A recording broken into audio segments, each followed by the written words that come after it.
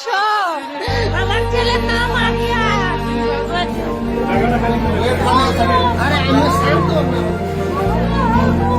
তোমার বুক খালি হয়ে গেছে আজকে।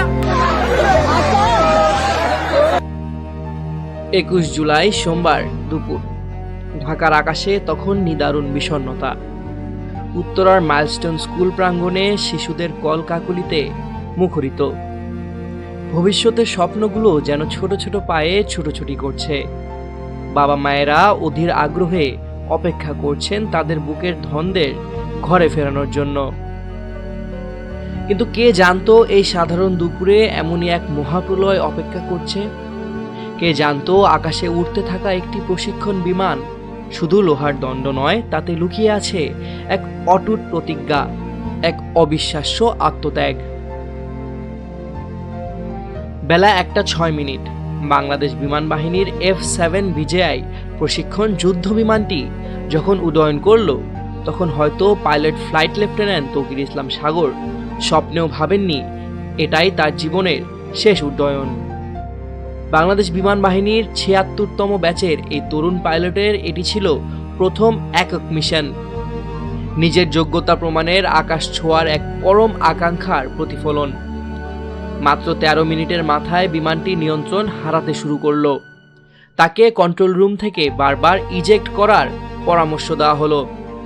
নিজেকে বাঁচানোর সুযোগ ছিল তার সামনে, কিন্তু তৌকির তখন হয়তো ভাবছিলেন তার নিচে থাকা প্রাণগুলির কথা, স্কুলের শত শত শিশুর কথা। তিনি জানতেন প্যারাশুটে ইজেক্ট করলে বিমানটি সরাসরি আবাসিক এলাকায় বা স্কুল ভবনে আছড়ে পড়বে, ধ্বংসযজ্ঞ আরো বাড়বে। যে দৃশ্য এখন চোখের সামনে ভেসে উঠছে তা কোনো কল্পকাহিনী নয়, এ এক চরম বাস্তবতার প্রতিচ্ছবি। তৌকির চেষ্টা করেছিলেন বিমানটিকে যেন জনবসতিহীন এলাকায় নিয়ে যেতে পারেন, কিন্তু বিমানের নিয়ন্ত্রণ তখন তার আর হাতে নেই। প্রতিটি মুহূর্ত যেন মৃত্যুর কাছাকাছি টেনে আনছে তাকে। শেষ মুহূর্তে যখন বিমানটি মাইলস্টোন প্রিপারেটরি কেজি স্কুলের ভবনের উপর আছড়ে পড়ল, তখন তিনি হয়তো শেষবারের মতো কিছু করার চেষ্টা করছিলেন। তার শেষ নিঃশ্বাস মিশে গেছে পোড়া কাঠ আর লোহার গন্ধে। নিজেকে বাঁচানোর সুযোগ থাকা সত্ত্বেও তিনি তা করেননি।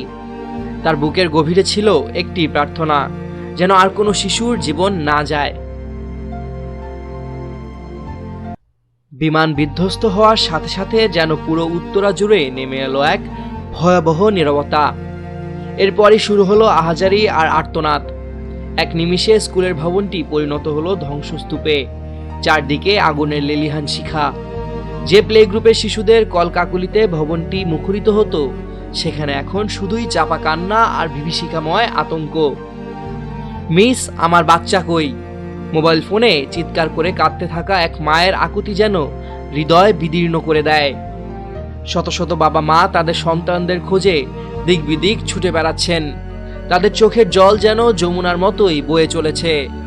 জাতীয় বার্ন ইনস্টিটিউট সহ বিভিন্ন হাসপাতালে অর্ধশতাধিক দগ্ধ শিশুকে ভর্তি করা হয়েছে। তাদের আর্তনাদ যেন বাতাসের সঙ্গে মিশে এক শোকের মাতম তৈরি করেছে। 14 বছরের শামীম, 15 বছরের মাহিন, 12 বছরের মুনতাহা, 10 বছরের আয়মান। নামগুলো যেন শুধু সংখ্যা নয়, প্রতিটি নামেই লুকিয়ে আছে এক একটি পরিবারের দুঃস্বপ্ন, এক একটি মায়ের অশ্রু ভেজা ফোঁটা।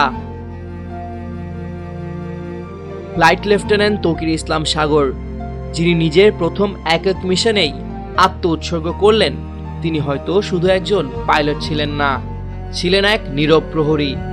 তার আত্মত্যাগ হয়তো হাজারো শিশুর জীবন বাঁচিয়েছে। সামিউল জয়, 21 টেলিভিশন।